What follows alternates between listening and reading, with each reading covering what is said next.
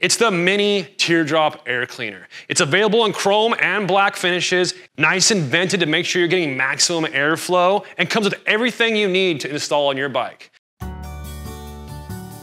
What's up everybody? Steve here with Speed Kings. Today we are going over S&S's mini Teardrop air cleaner. This thing's killer. A lot of you guys know the S&S air cleaner from the standard Teardrop size. It just gives that classic look and you know it's from S&S.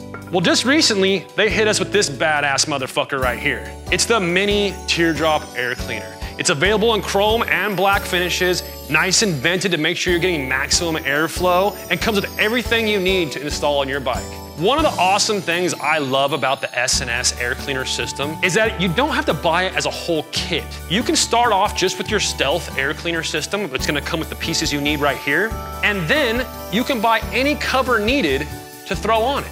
It's awesome in that sense because you can go with the mini Teardrop cleaner, you can go with their muscle cover, you can go with their dish cover, their domed cover, and all those covers are available in black or chrome finish. So you can really top your bike off exactly how you want it. Today, we're gonna go ahead and throw this bad boy on this 07 Dyna right behind me right here and see how it looks. So we've already gone ahead and removed our stock air cleaner from this bike. To start everything off, remove all your stock stuff. As you can see, we're just throttle body only, nothing connected. Everything's ready to go. So first things first is we're gonna go ahead and see which way our gasket goes on. They're not confusing, but sometimes you can get your orientation all messed up. I like to just kind of fit it up first, and it helps me make sure I'm not stupid. So what you wanna pay attention to are these nice little shims that come with the kit. Those are used for your base plate. When you go to put your base plate on, you're gonna wanna shim out however many you need to use for your breather bolts. So if I look at this right now, we're sticking out just a tad bit. We're gonna add about 2 to 3 on each side. As you can see right here, these 3 holes are tapped, and these are your screws for them. So I'm gonna go ahead and thread these through now. So we'll start all those. Once we get them threaded through, we are going to then add a little drop of Loctite because these are what's actually gonna thread into your throttle body. We don't want to add Loctite yet because we don't need it yet. So see now, you can't get these out. So we're going to go ahead and add just a drop of Loctite to each one just to keep it set in the throttle body. And if you don't have a bottle of Loctite already with you, S&S is so kind to provide you with a nice little bottle of Loctite you can use with the installation. So now that we have these screws threaded in and they're locked into place, we're going to go ahead and just kind of put our gasket on. These screws should kind of hold the gasket in place, and we'll just flip it over like that. Now, we've already put our rubber-coated washers on our breather bolts with a tiny little dab of Loctite. We're gonna slide those in place. Now, from here, we're gonna grab the whole assembly, and we're gonna start by shimming out our breather bolts and putting it on the bike.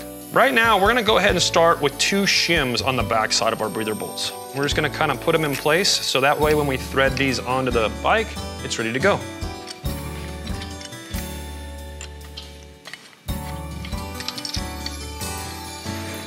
Now that we got those started, we'll go ahead and start our threads on our throttle body itself. And when you're going and tightening everything down, you don't need to, gorilla wrench this thing. Everything just needs to be nice and snug, nothing too crazy. So now that we kind of got everything in place and all the threading started, we're gonna go ahead and tighten everything down to torque spec. On your 3 bolts here for your throttle body, they're gonna be 72 inch-pounds. So we'll go ahead and fire up the trusty torque wrench. Switch it over to inch-pounds. Let's pop it down to 72. So there we go, 72 inch-pounds. This may be overkill for some of you guys, but you know what? Proper torque spec procedures are there for a reason.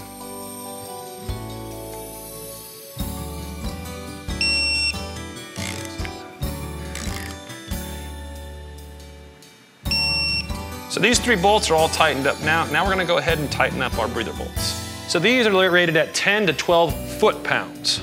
So we're gonna go ahead and change our torque wrench back over to foot-pounds. And we'll meet right in the middle at 11.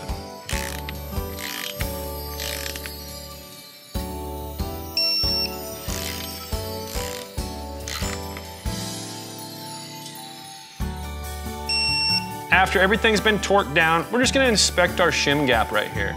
With the 2 rubber shims that we placed on our breather bolts, our gap right here looks good, everything looks seated, and we're ready to proceed forward. Ready to put the air filter on. I like to make sure that the metal band is down, so we'll go ahead and just place that straight down at the bottom. It's pretty rubberized, we can just kind of hang it here while we grab the air cleaner. So it's time to finish this install up, and we're just gonna add the cover on at this point. We're just gonna again add a little drop of blue Loctite to both of these screws. Boop and boop. Okay, so at this point, we'll just push this in place, add our mini teardrop air cleaner. You can kind of see through the hole right here, make sure it's lined up.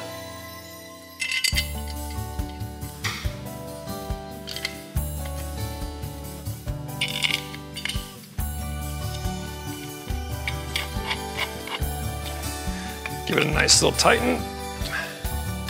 Let that blue Loctite sink in.